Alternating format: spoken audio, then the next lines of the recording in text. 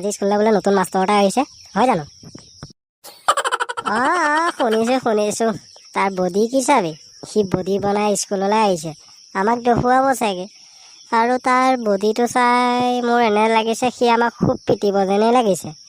বে কথাটো শুনি মোৰ ভয় লাগিছে। Good morning sir. Good morning ল'ৰাহঁত, গুড মৰ্ণিং। ল'ৰাহঁত, তহঁতি গম পাইছ নাই আমাৰ স্কুললৈ যে নতুন মাষ্টৰ এটা আহিছে? গম পাইছো ছাৰ, গম পাইছো। ছাৰ গম পাইছো আমি। বাহ, তহঁতি গম পালিয়েই তেতিয়াহ'লে। আজি তেতিয়াহ'লে মই তহঁতক নতুন মাষ্টৰজনক চিনাকি কৰি দিওঁ ন? আহক বৰুৱা ছাৰ, আহক। Good morning sir.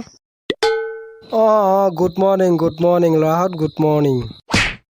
তোমালোকে হয়তো গম পাইছাই মই এইখন স্কুলত আজি নতুনকৈ আহিছোঁ।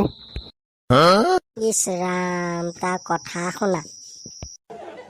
ল'ৰাহঁত, তহঁতে গম পালিয়েই নহয় এওঁ আজি আমাৰ স্কুলত নতুনকৈ আহিছে আৰু তহঁতক ইংলিছ কিতাপখন এওঁৱেই পঢ়াব আৰু ভালদৰে পঢ়া শুনা কৰিবি, নহ'লে চাবি বেয়া পিটিব তহঁতক।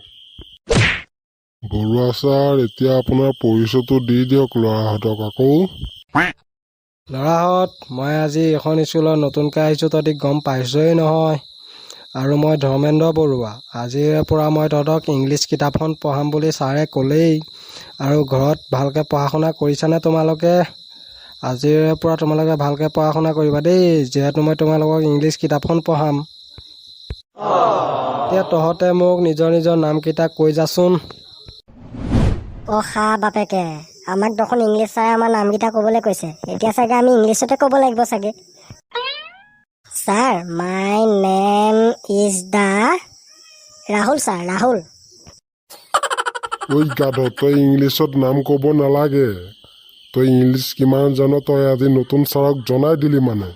হ'ব থ। ছাৰ, মোৰ নামটো চুনাকন দাস ছাৰ। এতিয়া ল'ৰাহঁত, আমি গৈ থাকোঁ। আজি ক্লাছটো ইমানতে সামৰণি মাৰিছোঁ চিনাকি পৰ্বতে। আৰু কাইলৈৰ পৰা নতুন ক্লাছ আৰম্ভ কৰিম আৰু ভালকৈ পঢ়া শুনা কৰি আহিবি। মই ইংলিছ কাইলৈ ভালকৈ পঢ়াম তহঁতক। আৰু তোৰ ৰাহুলেতো গম পোৱাই দিলি কিমান তই ইংলিছত চোকা, গতিকে তোক কাইলৈৰ পৰা মই চাই আছোঁ ৰ। বৰুৱা ছাৰ, এতিয়া আমি গৈ থাকোঁ ব'লক। ঐ ৰাহুল, তই ছাৰৰ আগত নিজৰ নামটো অসমীয়াত ক'লে নহয়নে? তই ইংলিছত ক'বলৈ কি দৰকাৰ যদি নাজানো? এতিয়া চাবি বডি বিল্ডাৰ ইংলিছ ছাৰে কাইলৈ আমাক বেয়া সুন্দৰ দিব। এইটো মইনো কি জানো? ইংলিছ ছাৰে ইংলিছ পঢ়াব যেতিয়া আৰু নামটো ইংলিছতে ক'ব লাগিব চাগে, সেইকাৰণে মই ইংলিছত ক'লোঁ আকৌ।